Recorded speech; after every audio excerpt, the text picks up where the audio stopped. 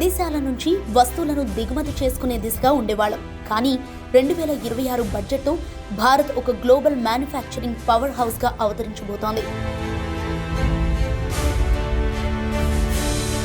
కేవలం వస్తువుల తయారీనే కాదు, ప్రపంచం మన వైపు చూసేలా 7 వ్యూహాత్మక రంగాల్లో పెను మార్పులకు శ్రీకారం చుట్టింది మోదీ ప్రభుత్వం. 10,000 కోట్లతో రాబోయే బయోఫార్మా శక్తి ద్వారా భారత్ ప్రపంచానికి ఔషధశాలగా మారడమే కాకుండా క్యాన్సర్ వంటి వ్యాధులకు తక్కువ ధరకే మందులను అందించే స్థాయికి ఎదుగుతోంది.